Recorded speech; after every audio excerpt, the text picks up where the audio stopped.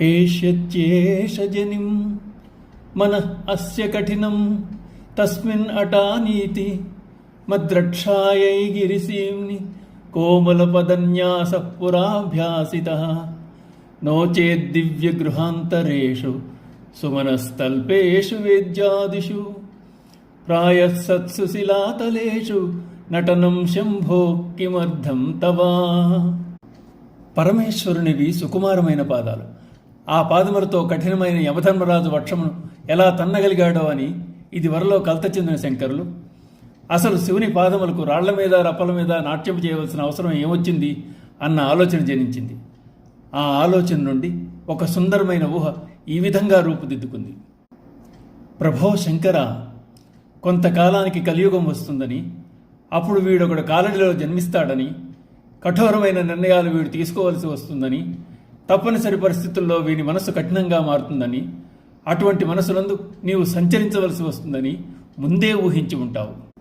కాకపోతే సకల వస్తువులు గల మిద్దెలలో, పాలరాతి సౌధాలలో, పూల పాన్పులపై సంచరించవలసిన నీకు కొండలలో కరకురాతి బండలపై నాట్యమాడవలసిన అగత్యం ఏలగలిగింది స్వామి. నీ పాదాలకు కర్కశత్వాన్ని దృఢత్వాన్ని అలవాటు చేయడానికి కాక అనుకున్నారు శంకరాచార్యుల వారు. ఇక్కడ చెప్తున్నట్లు శంకర భగవత్పాదుల హృదయం కఠినం చేసుకోవడానికి గల కారణాలను ఈ విధంగా ఊహించుకోవచ్చు.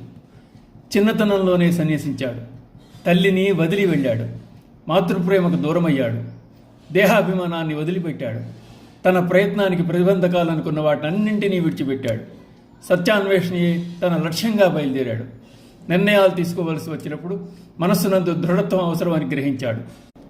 గురువును ఆశ్రయించి లక్ష్య సాధనకై కఠోర దీక్షను సాగించాడు. తరుమూలలోనూ నివసించాడు, కరుకు నేల మీద శయనించాడు. ఇవన్నీ కూడా కఠిన నిర్ణయాలే, కఠోర శ్రమతో కూడుకున్నవే. తత్ఫలితంగా కోరికలను త్యజించి ఇంద్రియాలను జయించాడు. పరమాత్మతత్వంలోని పరమార్థాన్ని గ్రహించాడు, జ్ఞానాన్ని సంపాదించాడు.